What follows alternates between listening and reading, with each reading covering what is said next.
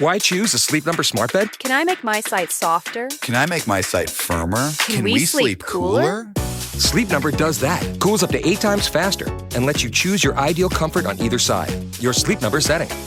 It's the Sleep Number biggest sale of the year. All beds on sale, up to 50% off the limited edition smart bed. Limited time. All Sleep Number smart beds offer temperature solutions for your best sleep. Check it out at a Sleep Number store or sleepnumber.com today.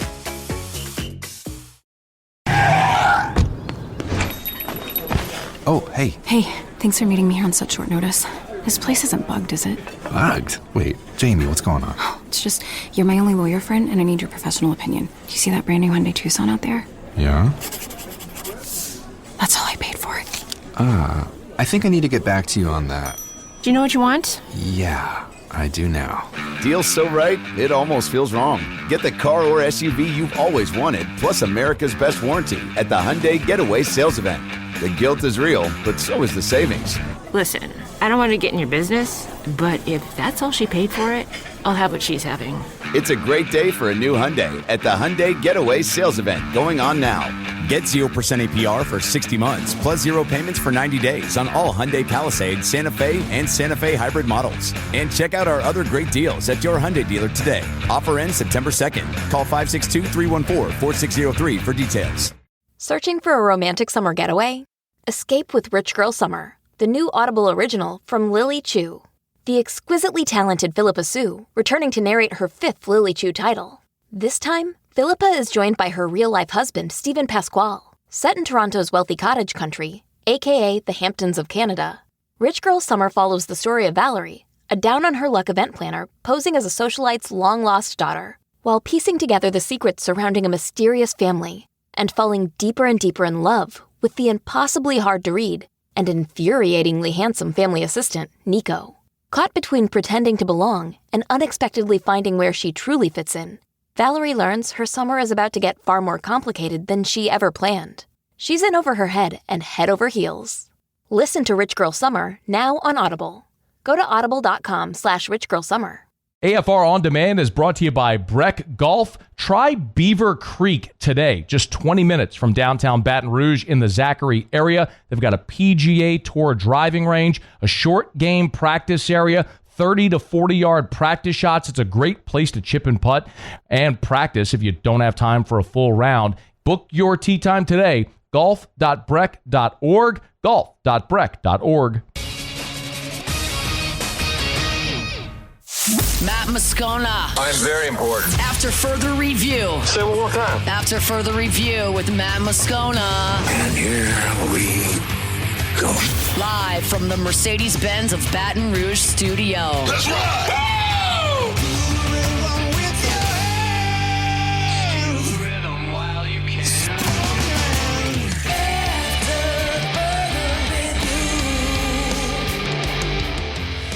Hour 3, off we go. Welcome aboard. Glad you're with us. AFR, presented by Decision Critical Concierge Nursing in Baton Rouge. I'm Matt. Love you, Matt.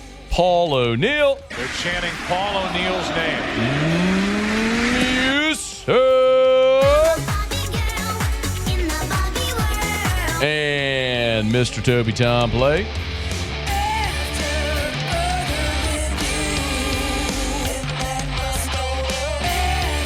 All right, we're here. Glad you are as well. Get out there and make it a good one. 5 o'clock quitting time. Glad you're driving home with us. Mike Triplett here in 15 minutes from right now. If you missed the news of the day from New Orleans Saints practice, Ellen Moore did, in fact, announce that we have a starter for week 3 of the preseason. As far as we look forward to this Denver game, plan is to get as many of the starters playing as we can.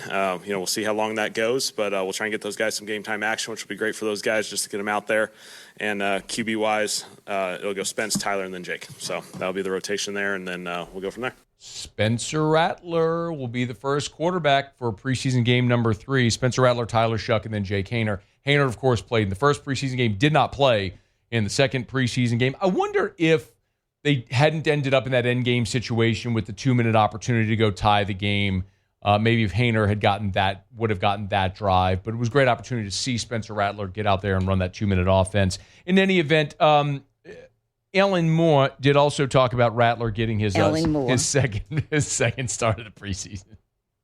We just went with that. He's done a nice job, and so he will kind of rotate it last week. We'll rotate it again this week, and the goal is to get all three of those guys in there. I think our friend Ellen Moore is appropriate for this New Orleans Saints team in particular. We agree? Sure. Yeah. I was at ESPN.com earlier today, and they have what they call their excitement index.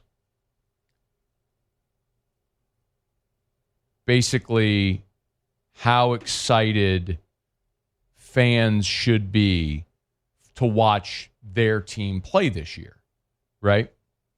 And so it was 1 to 32, the excitement index, and the New Orleans Saints, by the way, if you're wondering, number 1 on the list, how about the Washington Commanders and Jaden Daniels?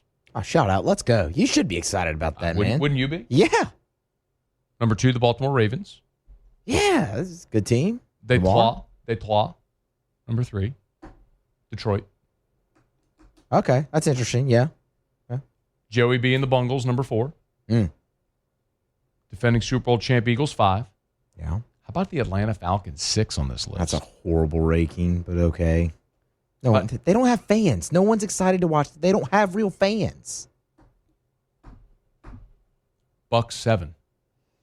They have fans. I mean, yeah, Baker Mayfield's intriguing. That's good, yeah. Jacksonville, the Raiders, the Packers at your top 10. The Bills at 11. Jacksonville? Is that just because of Travis Hunter? Travis Hunter. Brian Thomas, Trevor Lawrence. Okay, yeah. New head coach. Yeah, Liam Cohen Liam coming Cohen, in. yeah, okay. Okay, take it back. There's some intrigue there. I take it back. Did you say the Raiders were in the top 10? Pete Carroll, bro. No, stop. I don't care. No. The Raiders are not exciting. No one's excited to watch the Raiders. They're going to be horrible. Raiders again. at 9. Geno Smith. No. Brock Bowers. No. Pete Carroll. No. The Raiders are going to be awful. You mean 74-year-old Pete Carroll doesn't get you jacked to watch the Raiders? That's horrible. No, that doesn't get me jacked. Nothing gets me jacked to watch the Raiders. Would you rather watch the Raiders or the Saints? I'd probably rather watch the Saints. To be brutally honest with you, you have a young quarterback, a new head coach. Like, there's a quarterback battle. Yeah.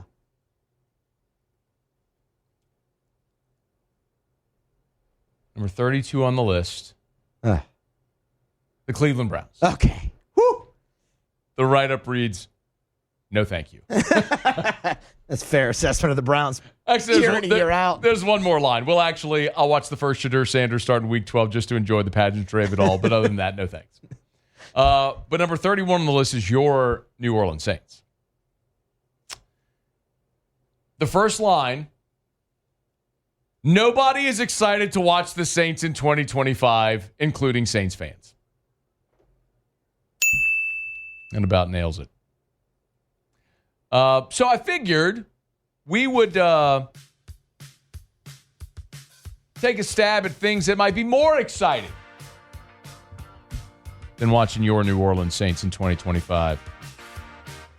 Now, they do note here that the interesting thing, the quarterback battle, return of Olave and Shaheed, new defensive philosophy from Dennis Allen to Brandon Staley, Ellen Moore maybe having a cool play design. Ellen Moore.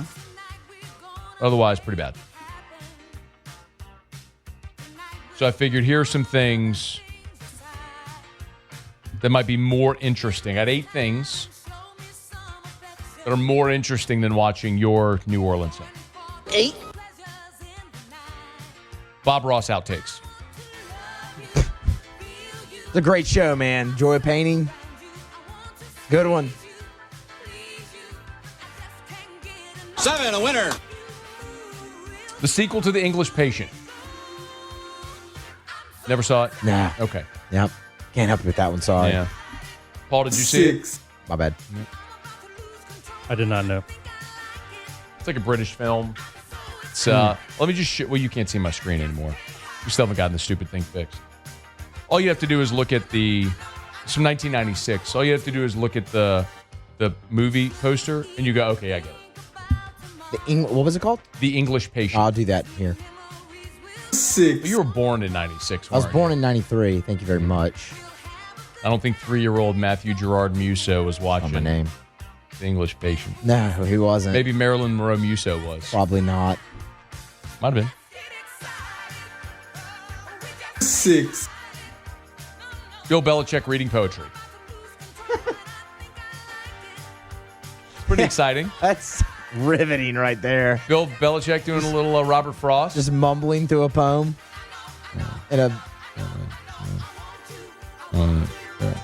That's it, yeah. With the sleeves cut off of a sweater.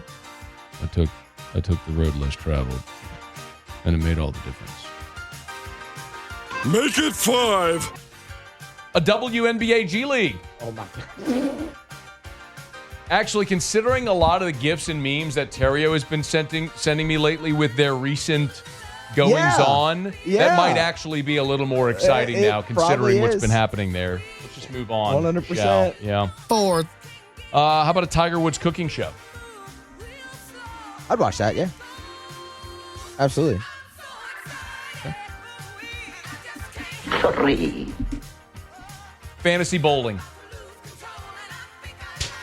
All right, yeah, sure.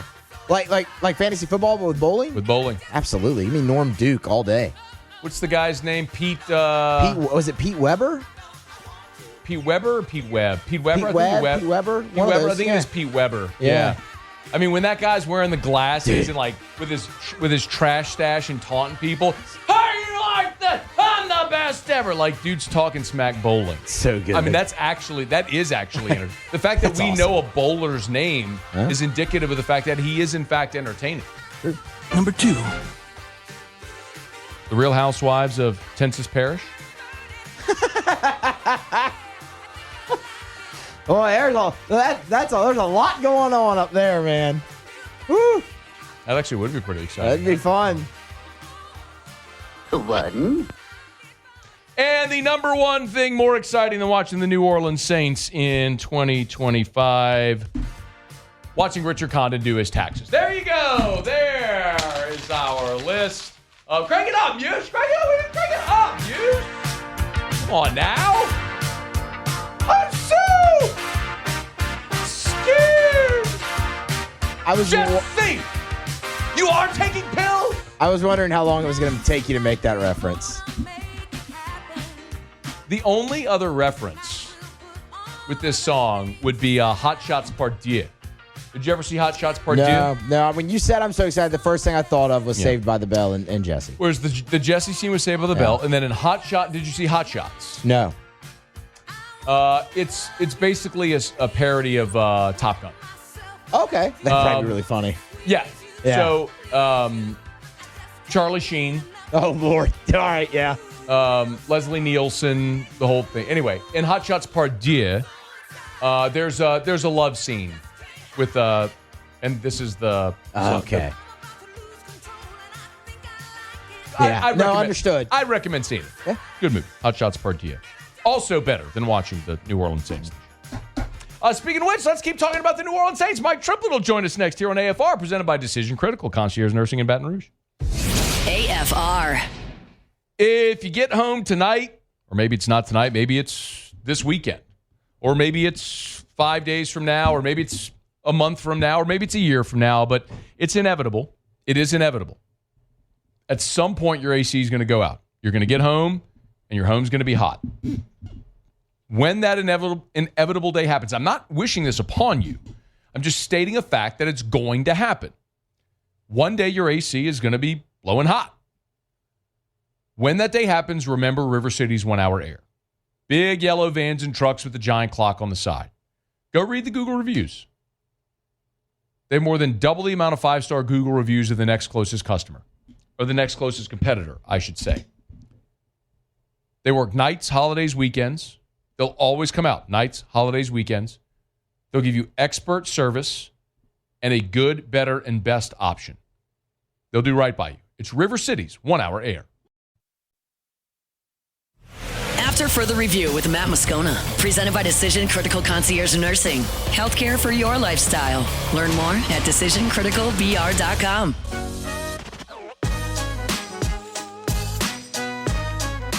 Yeah, we feel like we're in a really good place. Obviously, it's been a really competitive camp in a number of positions. I think our guys are finding that common ground and starting to work together and understand the systems in all three phases. You can see that consistency start to show up where, okay, we're reacting at a really high level now. I think our team's really well connected from an off the field and from an interpersonal standpoint, and so we're ready to go compete. And we feel like we got some really good pieces. We're really excited about some of the younger guys that are going to get to hop in there and play early in this season, and so it's going to be a lot of fun.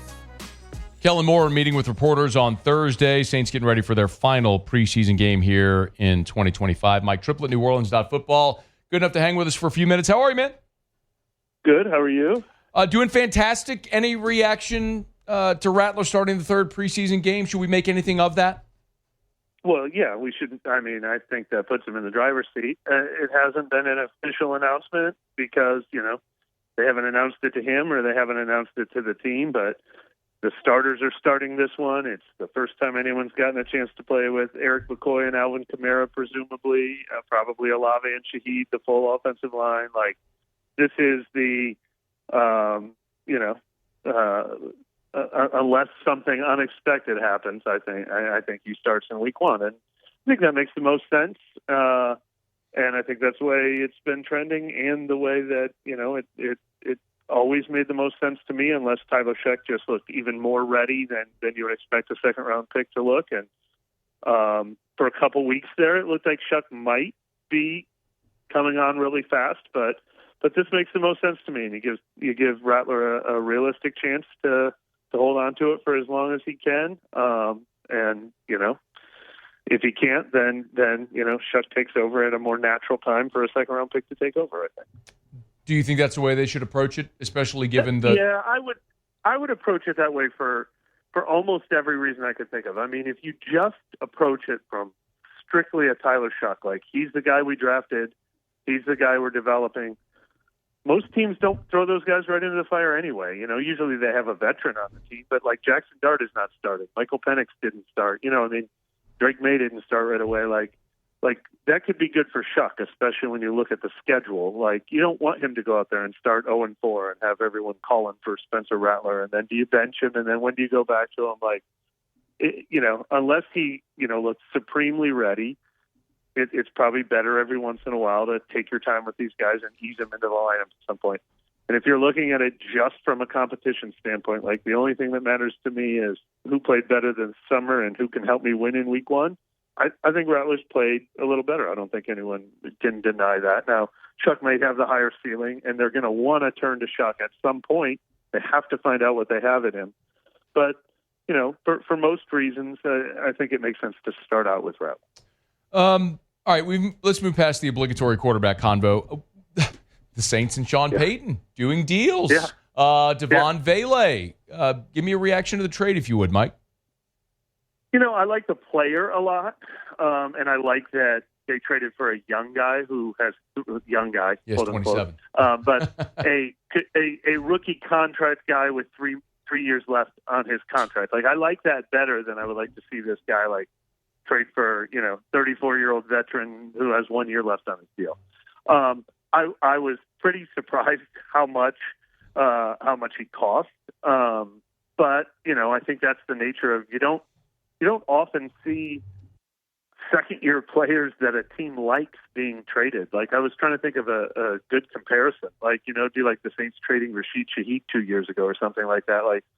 Usually you hang on to those guys. So I understand why he cost what he cost. And, I'd feel a lot better about it if it was a sixth-round pick. But the odds of him being better than whoever they would have used that fourth-round pick on are pretty high, especially when you look at their track record of fourth-round picks. So I'm kind of in the middle on it. I'd feel a lot better if they got him for cheaper. I don't like the idea of trading future picks, but they are at least trading it for a guy who is going to be on this team for the next 3 years and maybe longer, at a cheap price. So it's not like they're selling the future for the present. This guy could be part of the future too. So he the cost is my only qualm with it. If it wasn't about what it costs to acquire him, he's obviously the exact type of receiver they've been missing. Mike, they might not be done. There was a report, I believe it was Diana Rossini earlier today who had the report that the Saints are maybe kicking the tire about running backs. On running backs. Yeah, walk me through why that might make sense. Yeah, I would absolutely not be in favor of them trading a third-round pick for Brian Robinson Jr. or something like that with 1 year left on his deal. Or why? Why? I don't want any moves that are 2025 driven. Save your future draft picks, save your money. Everything should be about a long-term rebuild at this point. Don't deny that you're in a long-term rebuild. Don't just try to win more games this year. So I would not like that. I would not like trading a valuable draft pick for a veteran on a 1 year deal. But if you're talking about guys who are going to be cut by other teams and you're giving your sixth for their seventh, I don't mind making calls like that. I mean, if that's what they're talking about, they're talking to teams where guys, where they've got 4 guys going for 3 spots and they're going to be practically giving them away, then I don't mind making calls like that. But hopefully they're not, they're not mortgaging their future to trade for a guy that is only going to help them for 1 year. They haven't been in the business of doing that this offseason, and I hope they don't change course now. Well, Mike, make sense of what they could be looking at, because then you've been out there, but all the reports that we hear has been that they almost have an abundance of really good options, and that's going to be a tough cut, whatever they decide at running back. Yeah, I'm curious how aggressive. I mean, are they just making calls? Are they just, finding out what's out there like every team should do, due diligence, so to speak? Or are they really looking to acquire something? If they're really looking to acquire something, in my mind, it might be there's 2 things I think you could think. One is a pass protector. I mean, I think that's why I think Clyde Edwards-Helaire or Cam Akers might make this team, is if they need a veteran, reliable pass protector type of guy, and if they don't think Kendre Miller is quite there in those important situations. And the other thing would be if they see a young developmental guy, if somebody's given up on their guy who's 2 or 3 years into their deal and they've had high draft grades on him, because Kendre Miller's had a really nice summer, but as we know, he is no sure thing. So if they want to get someone in the pipeline and look at him as a possible future successor to Alvin Kamara, I wouldn't mind that either. But like I said, I don't want to see them just rent a 28-year-old for a year. That doesn't make a lot of sense. He's on Twitter at Mike Triplett, NewOrleans.football, NewOrleans.football. You can get him there. Mike, as we wind down training camp and look toward the regular season, is there a position group that maybe you came in the season either doubting or questioning that maybe you're a bit more optimistic on the future? Well, I would have said cornerback until Alontae Taylor got hurt. Hopefully, he's not out for long, and that can still be a true statement. But in general, a player is Kool-Aid McKinstry, which that's one of the most important positions on the field. And they lost Marshawn Lattimore and Paulson Adebo. But I think Kool-Aid's had a really good summer. Makes you feel pretty good, like, okay, maybe they got a guy at one of those building block positions. And I think Quincy Riley was a nice draft pick. And, I think they have high hopes for Alontae Taylor. So that was one of those, boy, this could go either direction, and it's gone in a positive direction. So that's one I probably feel better about than I did in July, provided Alontae Taylor is healthy. You generally go through your sort of mock 53-man roster projection. Where at this point do you think you're going to have the toughest decisions? Yeah, it's on defense. I have about 29 guys that I would ideally like to keep, and I usually keep that to about 25 spots. So I think there's tough decisions pretty much at every layer of the defense. At linebacker, I think Isaiah Stallbert's made a really nice case, especially on special teams. And there's DeMarco Jackson, there's Nephi Sewell, there's Stallbert, there's Jalen Ford, who's played nice. Those guys might be going for 1 or 2 spots. We were just wondering, at safety, if Ugo Amadi and Jordan Howden and Jonas Sanker are all backups, and JT Gray can keep 4 backup safeties. Defensive tackle, they did thin it out with the Colin Saunders trade, but they're still Jonah Williams and Bernard Broughton and Jonathan Bullard and Christian Boyd and John Ridgway. They can't keep all those guys. They can't keep Isaiah Foskey and Chris Rumpf and Fidel Diggs. So some tough decisions across the board there. And look, wide receiver just got tougher today. If he took somebody's spot, I wonder who that will be. It doesn't look like Mason Tipton's going anywhere. So did he take a spot away from Cedric Wilson? I don't know. You know, when I usually ask that question, Mike, you'll typically say of the 53, there's 49 that are locks. Or so I'm making that number up. Like, where do you feel that like the quote unquote locks are this year? Like, how many spots realistically you think are up for grabs on the 53? Yeah, I think there's quite a few that are up for grabs and some of them are like either or situations. Like, they're going to keep three tight ends. Who's the third guy going to be? Is it Trayton Welch, who I think it now is? Is it Trayton Welch, or is it the 7th round pick, or is it Michael Jacobson, or at running back? Like I said, I mean, there's one spot for either Cam Akers or Clyde Edwards-Helaire. Like, so there's a lot of either or situations where they're going to keep somebody at that position. I'm not positive. Who's the 4th defensive end? Is it Chris Rumpf or is it Isaiah Foskey? So, in that sense, there's a ton of jobs up for grabs. If I was writing in ink and then I switched to pencil, I think that probably happens after about 35 guys, I would guess. Okay. He's Mike Triplett, at Mike Triplett, NewOrleans.football. Been good enough to join us Thursdays during the football season. We'll look forward to doing it again this fall, talking some black and gold. And hopefully they surprise us a little bit, Mike, and the hour starts to point up for the future. We always appreciate the time, and thank you. Thanks a lot, Matt. Be well. It's After Further Review. We're brought to you by Lee Michaels Fine Jewelry, lmfj.com, lmfj.com for Lee Michaels Fine Jewelry. You can check them out there. Remember, there are 9 locations, 2 in Baton Rouge, New Orleans, Lafayette, Shreveport, and you can always check them online at Lee Michaels Fine Jewelry, lmfj.com, lmfj.com. They really pride themselves on the Lee Michaels experience. You walk in and they'll offer you a beverage and chocolates. And they can get you what you want. With 10 different stores, they can, if they don't have what you want, they'll find it. If they can't find it, they'll make it. Custom pieces are available. They accept returns. If she's not thrilled, bring it back, return it. They want her to love it. They want you to be the hero. They want you to have the best experience. Everything they do is about that beautiful piece of jewelry and the greatest experience to go along with making your decision. It's Lee Michaels Fine Jewelry, lmfj.com, lmfj.com for Lee Michaels Fine Jewelry. All right, y'all, it's After Further Review. Thanks for being here with us, man. We have had a jam-packed show. Chris Hummer of CBS Sports was here in hour number 1. Picked LSU to win the SEC. One of the few national people out there picking LSU to win the SEC, kind of explained why. We had Seth Wickersham with us. He's got a new book out. Actually, the release date, I believe, is September the 9th. It's here in a few weeks. It's called American Kings, a biography of the quarterback. Some interesting tidbits there about Colin Hurley as he was following Colin through his senior year of high school, his reclass. So there's some notable LSU stuff in the book as well. If you want to pre-order it, you can wherever you get books. American Kings. Maurice Turner, the Tulane running back who transferred in from Louisville. Had some great stuff about Tyler Shuck, who was his teammate at Louisville last year, playing at Clemson, lots of good stuff. Lee Sterling was giving his bets. He likes Kansas State, laying the points this weekend in Dublin. Just heard Mike Triplett. I mean, tons of stuff. You can always get AFR on demand wherever you get podcasts or on YouTube. Just search After Further Review. If you want the LSU content, just search AFR LSU. If you want Saints content, search AFR Saints. Podcast or YouTube, it's all the same.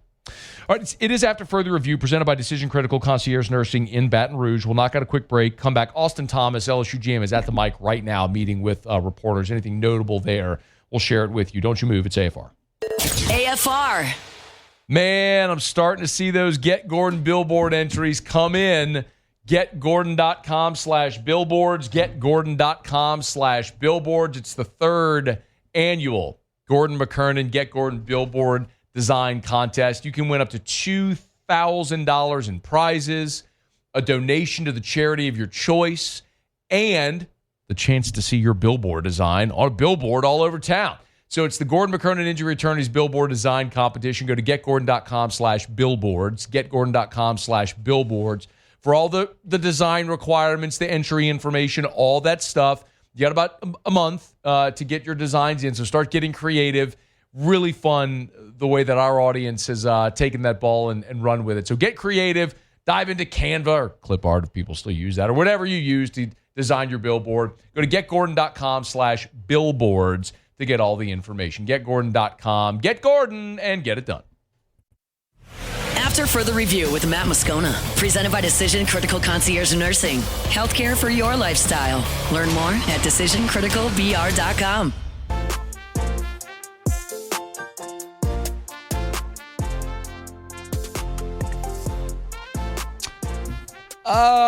I'm looking at our group text over at louisianasports.net. Chris Marler right now has a piece up about the 9-game SEC schedule. If you're not familiar, if you haven't heard yet, the league has officially adopted a 9-game schedule. That news came down about an hour and a half ago. Ross Dellinger reported it earlier Thursday, and the league has now formally set out the announcement. They have adopted a 9-game schedule for 2026. So it'll be 3 permanent opponents and 6 rotating opponents. So you'll play the 6 home and away in a 2-year cycle. So over 4 years, you'll play every team in the league home and away, which I like. I think permanent opponents are absurd. It's unnecessary. But if you want to do it to protect some of the stupid rivalries that only those fan bases care about, like Georgia, Auburn, or Bama, Tennessee, okay. But like, if Georgia and Auburn play only every other year, okay, the world's not going to end. We'll still see really good SEC games. Can't make an omelet without breaking a few eggs, whatever. But anyway, so Marler's got his column up. If you want to go read it, it's there at louisianasports.net. I think I should mention also the other piece of that's included in the scheduling is that the Power 4 non-conference mandate is retained. So starting in 2026, every team in the SEC is going to play 9 league games and a Power 4 non-conference bonus. So 10 of the 12 games will be games you actually care to see. So one of the garbage non-conference games that's the garbage body bag cupcake, paycheck games, whatever you want to call it, goes away and is replaced with an SEC game. That's great for everybody. It's not great for coaches like at State and Kentucky and Vanderbilt that need to win a certain number of games, and adding a league game guarantees half your league another loss. So I understand why there were some schools in the league that were against a 9th league game, but they got to this point. But the interesting question anyway is, who should the 3 permanent opponents be? And we're probably going to organize something at louisianasports.net with our staff, throwing that out there, who the 3 permanent opponents should be. Let me know your thoughts. That's not rhetorical. Shoot me a text or tweet me at Matt Moscona. You can jump at the Bayou Ford YouTube channel, the Watch 104.5 ESPN YouTube channel, or text 225-396-4400, 396-4400, 396-4400. Do either of you have yours? Who would you pick? If you had to pick 3 permanents for LSU, who would you pick? Yeah, I would go with Ole Miss. Obviously, I mean, the historical implication of that rivalry between LSU and the Rebs, there's a lot of great moments there. Okay. I'd go Florida as well. I think LSU and Florida across all sports is just always intriguing and never really disappoints. So I would keep Florida. And the SEC, I would just be floored if they let the LSU-Alabama game go away for all the ratings and eyes that it brings every single year. So I would go Alabama. Okay, so Ole Miss, Florida, Bama would be that's what you would want to see? Yeah, that's what I would want to see.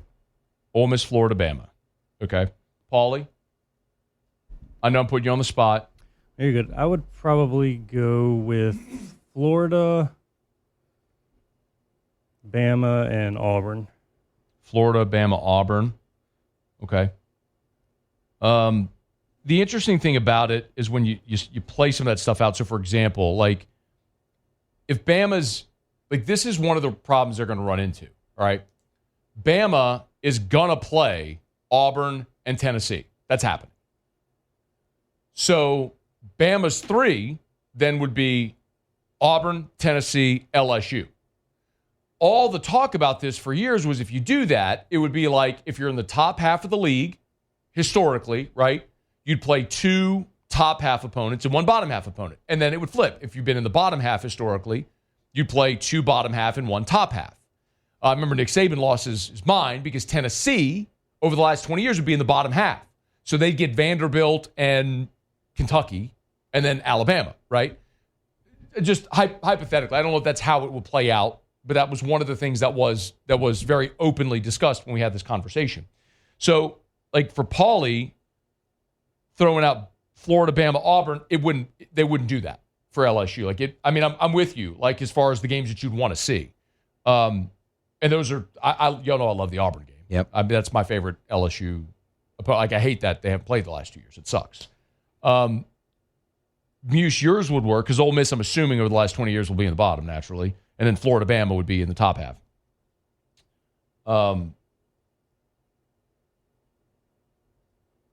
What's yours? Oh, thanks for asking. Yeah. I was wondering if somebody was I was going to. I was letting you get all your stuff out, and then I was going to do it. So, Scone, which 3 permanent opponents would you pick for LSU? I would like to see LSU play Vanderbilt, Kentucky, and Mississippi State. Yeah, I'd like that too. You notice only one of us is laughing? Yeah. I would like to see LSU's permanent opponents be Vanderbilt, Kentucky, and Mississippi State. That's what I would like to see.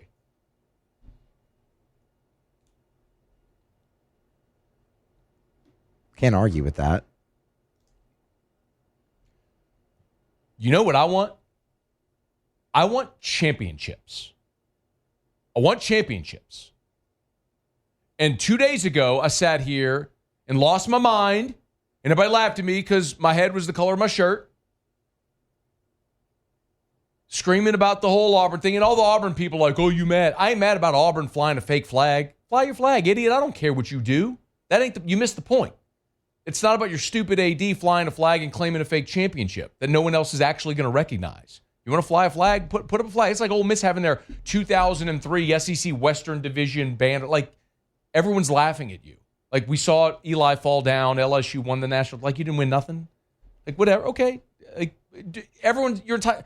UCF has a 2017 national championship. You're an idiot. We know what happened. Fly a flag. I don't care what you do. Like, it's all about what history and what public historical context recognizes. We all understand that.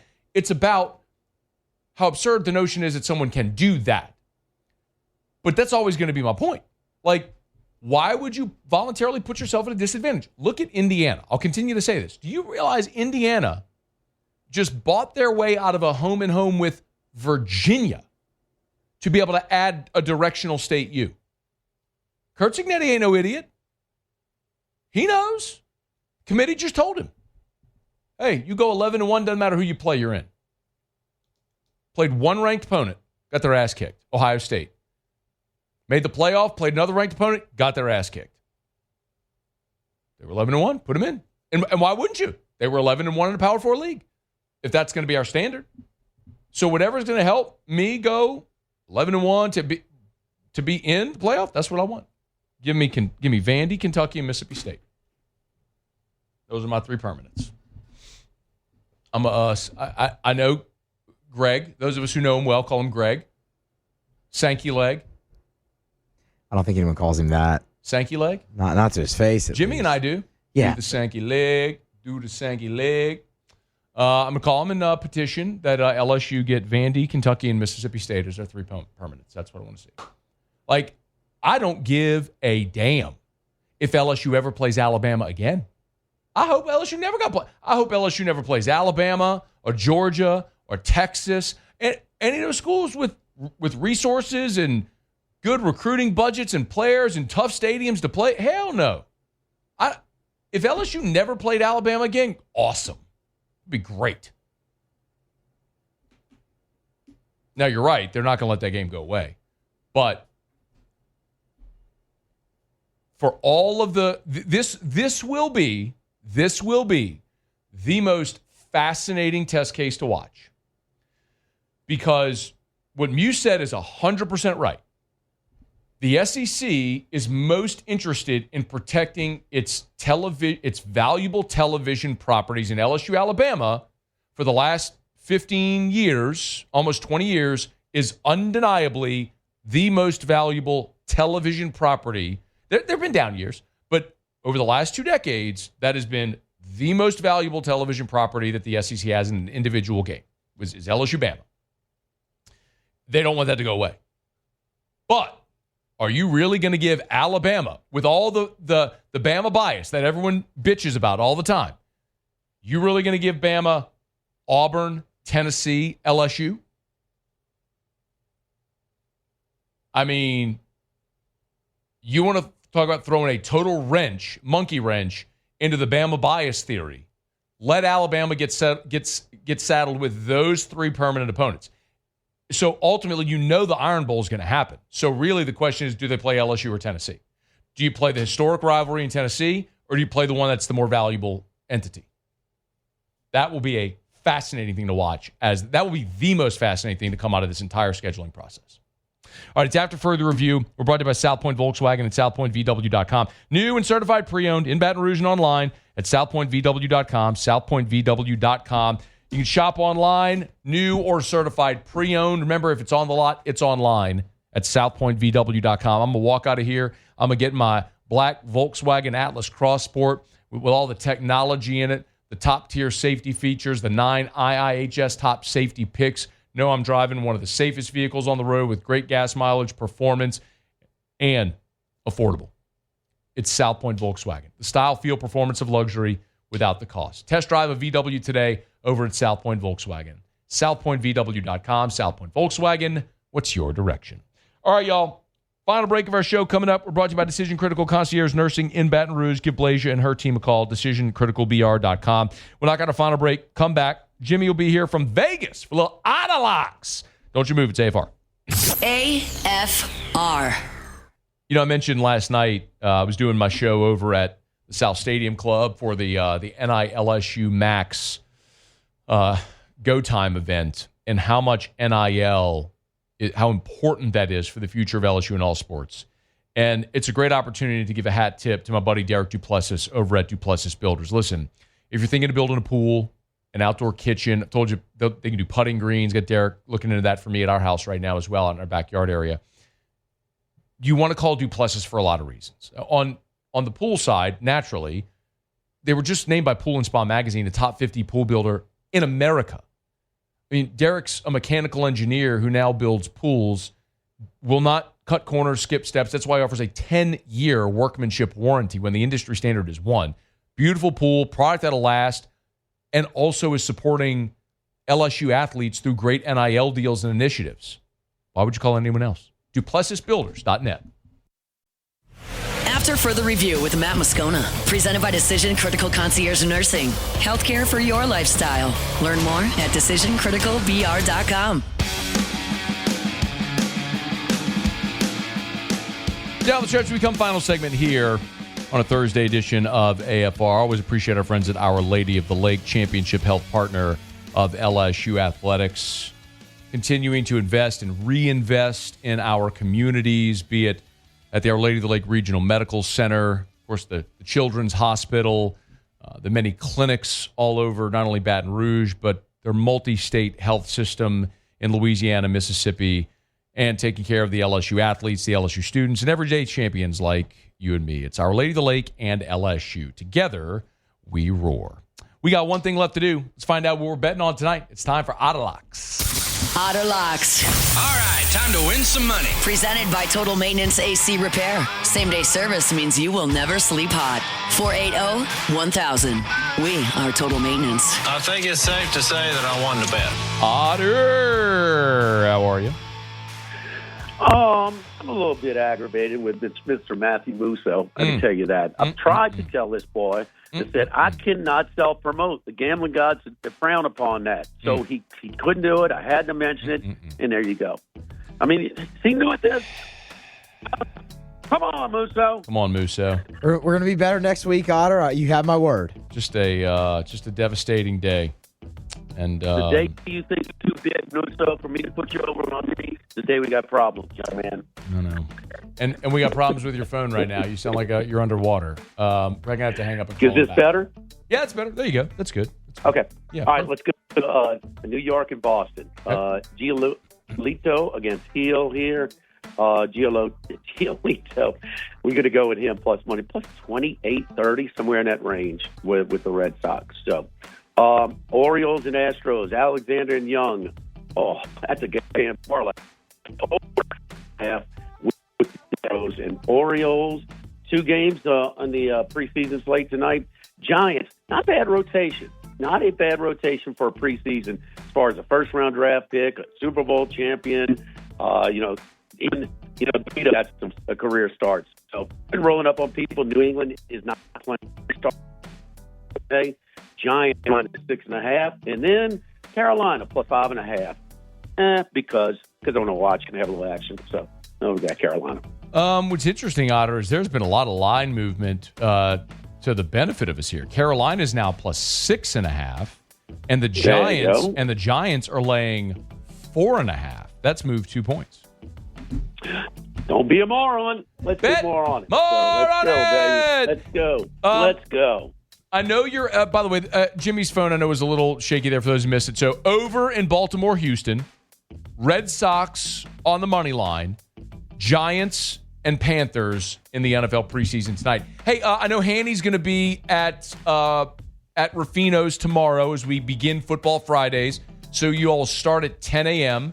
We're looking forward to that all the way throughout football season over at Ruffino's. You're out in Vegas. Fill us in for what people need to know.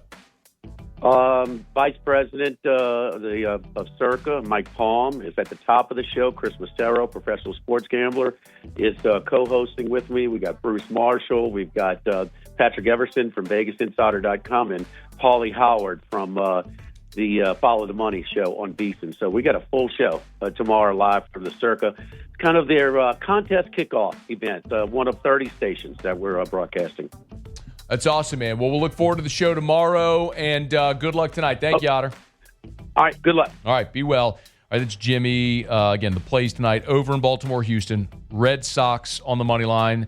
I was listening to Jimmy earlier today. He was talking with Randy, and Yankees were down in Tampa, so it was a quick turnaround, flying up. Boston had been set. The Red Sox had been settled in New York, and quick turnaround there for the Yankees, flying up from Tampa last night to play tonight against Boston. So interesting play there and plus money. Giants, Panthers, both against the spread for the game tonight. All right, thanks as always to my friend Blazia and our friends over at Decision Critical Concierge Nursing in Baton Rouge. They always say it's not just healthcare; it's healthcare for your lifestyle. They're expertly trained nurses. If it's end-of-life care, bringing home a new baby, IVs in your home or office, therapeutic phlebotomy, they do everything you could possibly imagine, and they're the best. DecisionCriticalBR.com. DecisionCriticalBR.com. Muse Paulie, thanks. Y'all have a great night. We'll see you tomorrow at 3. After further review. Okay. The time is nigh. Football season is here. And if you've not yet been to Supper Club, why not? Man, how about the dry-aged meatball? This is one of their appetizers. When I say everything you get at Supper Club is like the best version of it, the dry-aged meatballs, the beef is derived from the Sagrera cows. You know what I'm talking about? They get the full cow, butcher it in-house there at Supper Club. It's 4 3-ounce meatballs that are derived from the Sagrera cow. They're ground and aged for 35 days. These are meatballs that are aged for 35 days. Topped with buffalo ricotta cheese, served on a bed of house-made marinara, garnished with basil. The meatball has breadcrumbs, eggs, cheese, and any kiss allergies. It's the dry-aged meatball. You'll find it at Supper Club. How does that sound? That's just the appetizer. When do you get to the main course at Supper Club? SupperClubBTR.com.